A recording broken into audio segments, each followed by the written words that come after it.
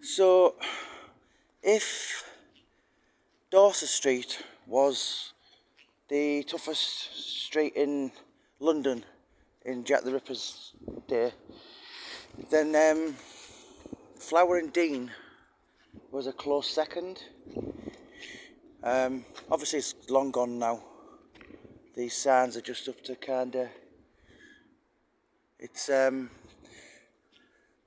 you actually see Brick Lane on the corner there, and the corner of the Frying Pan pub. But all that is left of that what would you call it, era, is this at the front. So that was the start of Flower and Dean Street. Serious criminal activity was always, on a daily basis. Muggings, probably rapes, everything, and it was normal. So this is where it started, Flower and Dean. So there's actually a really informative Facebook page which kind of memorises Flower and Dean Street. But this is all that's left of it. So it was erected 1886, so that was 2 years before the Autumn of Terror.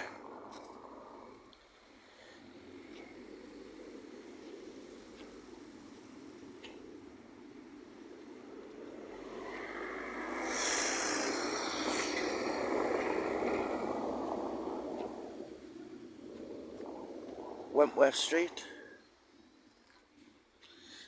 See, when you've read as many Jack the Ripper books as I have, all these streets are very familiar.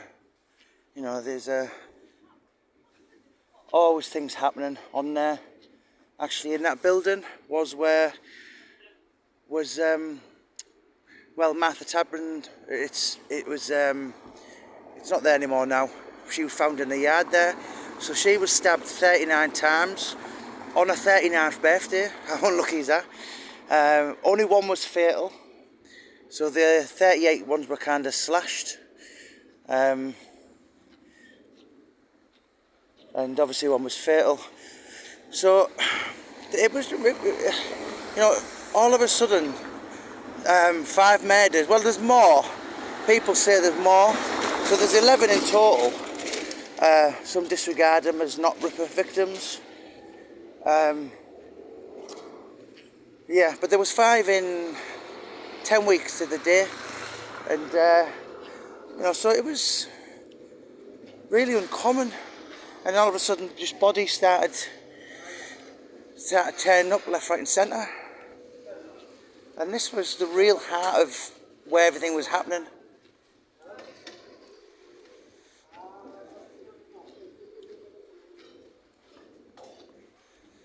It's so much money is in this area these days.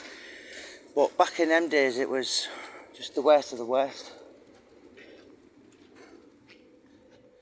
If the people could come back and see it now, they'd be like, what the fuck? Particularly on Fournier Street, where the prices of the houses start from like 5 to 12 million. So here we are in Brick Lane. So Richard Jones, who in my opinion is the best Ripperologist, particularly now Martin Fido's gone, God rest him. Donald Rumbelow's retired, and Paul Begg, you don't really see much of him.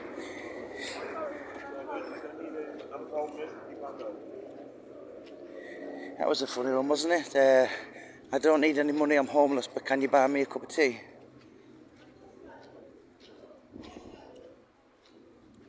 So anyway, Richard Jones, so he said, if you still look hard enough, you'll see the old East End.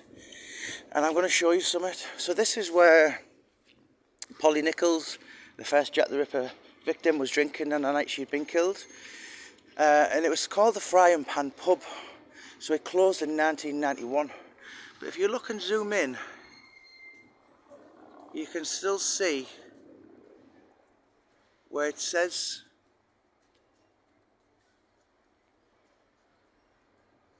on the brickwork.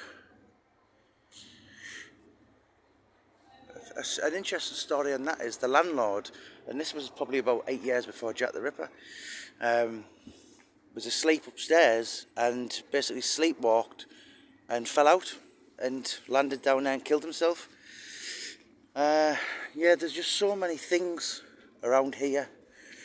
I could sit here, I could just stand here all day, and as I said, I've read so many books, so everything's kind of very familiar with me.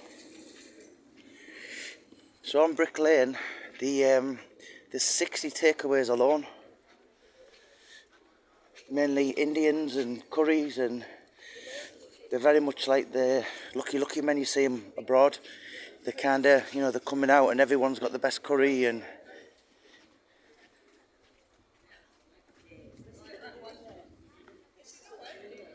the world famous Brick Lane bagel shop is down there.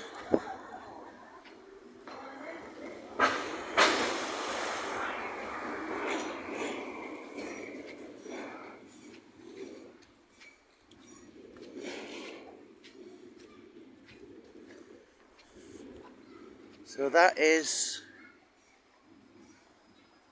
one of the most famous streets in London. It's actually where David Copeland left one of his bombs here as well, in the racist bombings 1999. There's just so much history.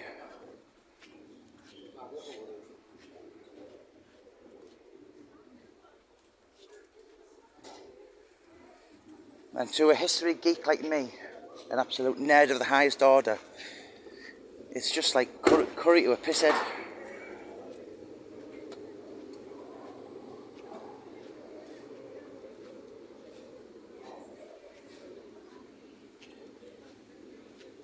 Fashion Street, and that name come because obviously there was a lot of fashion shops there. So there was a lot of doss houses as well. I forgot which one, but one of the Jack the Ripper's victims was living on there in the doss houses. Someone could correct me and remind me which one it was. There's a barber's on the street called the Hairy Bastard. I haven't seen it today. That's Killer Cat.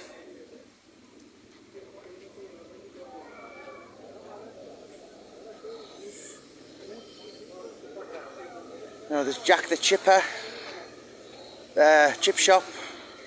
There's Jack the Clipper Barbers. A lot of people get upset with things like that, but I think it's just history. It's the place's heritage, isn't it? You can't change history.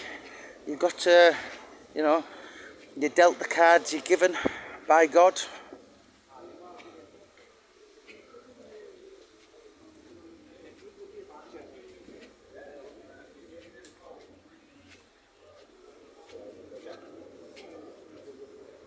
Yes.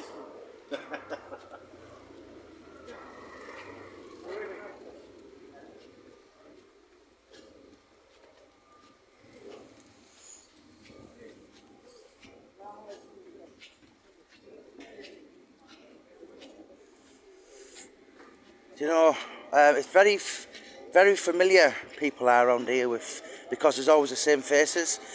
And I know some of these Indian restaurants refer to Richard Jones as the Jack the Ripper man. I know Mick Priestley said it as well. So this is Fournier Street. This is where the artist Tracy Ems lived till quite recently.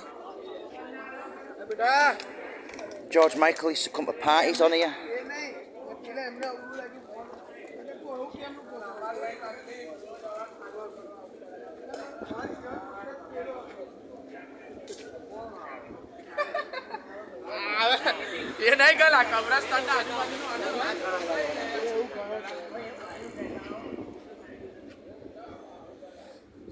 This is Fournier Street. So That programme, Downton Abbey, was filmed here.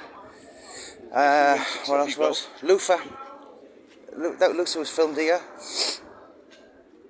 And all these houses are worth not a million, millions.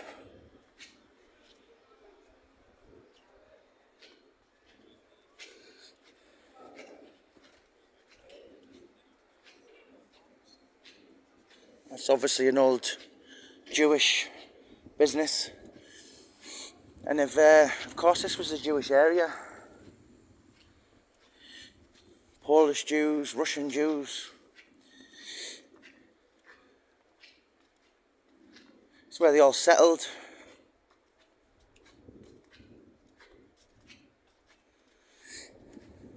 So Wilk Street is heavily involved with the Jack the Ripper story. So is the pub at the bottom, which is the 10 Bells.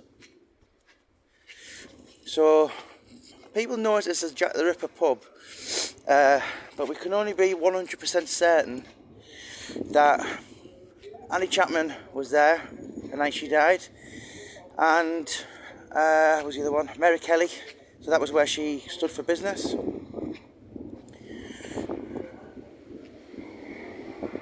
That's Itchy Park. That's where Jimmy Greaves used to piss his life away with all the pissheads when he'd retired from football.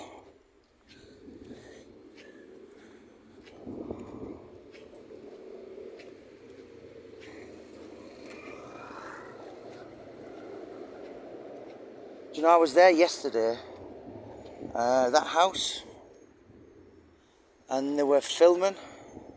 They were doing, there was actually some television people there yesterday. One of the security guards got right arsey. But look at these, it's like, great character as well. It's like, so that's number 11, and that's 11 and a half. Great sense of humour.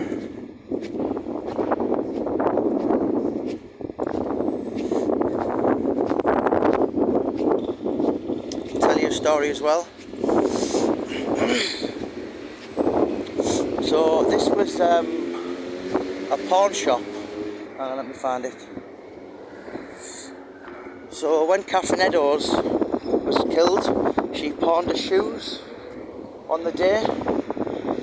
And when she was found in Mitre Square, she was found with the ticket on her property.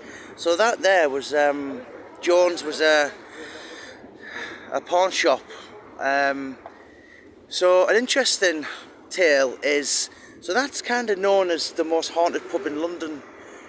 That in the Viaduct one, which is next to the Old Bailey. Particularly, you know, had all the kind of wars on and executions. But I do know that the people who lived there had their house blessed by a priest because they were sick of seeing dead bodies walk through the walls. But I mean, this is my favourite part of London, and it's like Ripper's Corner. You know, whoever Jack the Ripper was, right? So when he killed Mary Kelly, which was there, so when he come out, he'll have looked at Christchurch, he'll have looked at 10 Bells, and he'd have looked at Spitalfields Market, which was built the year before, in 1887. Queen Victoria come and opened it up for a jubilee, I think. And then you've got